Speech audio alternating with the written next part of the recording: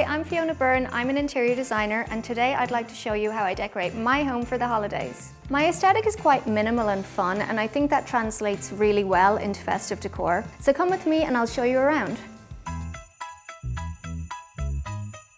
My apartment is on the parlor level of a Brooklyn brownstone, and it has a ton of original details, like these beautiful parquet floors, a ton of molding, and super high ceilings. So it's a really fun space to decorate for any occasion. Fireplaces give you the ultimate feeling of coziness, which is something you're always trying to achieve for the holidays. Back in the day, this would have been a working fireplace, but since it's not working anymore, I bought this faux fire fixture, and now I've taken it a step further by adding a faux crackle speaker as well.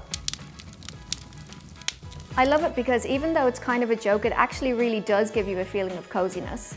A few years ago, I saw that Cartier had wrapped their Fifth Avenue store in this massive red ribbon and bow, and I thought, I want to do that at home. I love it so much, I think I'm actually going to do it every year.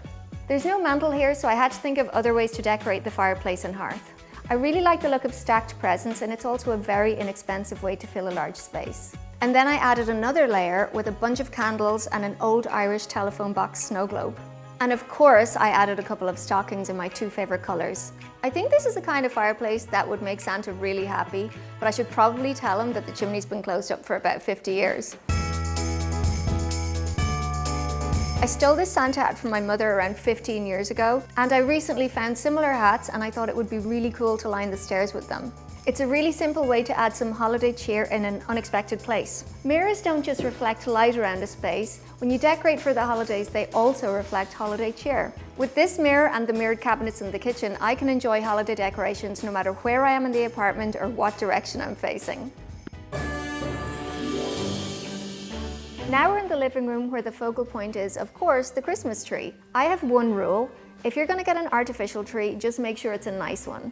In my opinion, these trees from Balsam Hill are very realistic. It's so authentic, you can practically smell the pine needles. I knew this spot would be perfect for a tree, and I just love how it looks between the two big windows.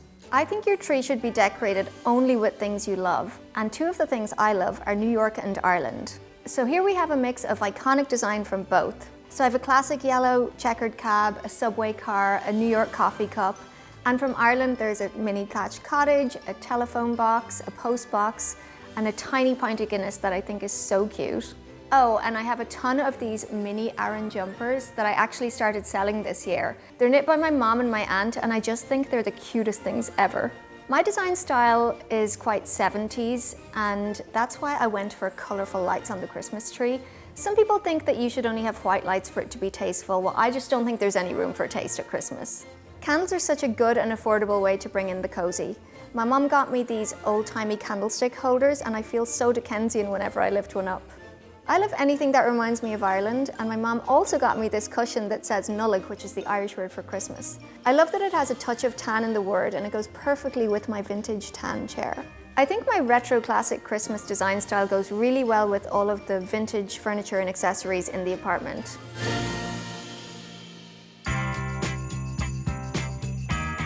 Well, that's how I decorate my house for the holidays. I hope you got some inspiration and maybe some ideas for your own place.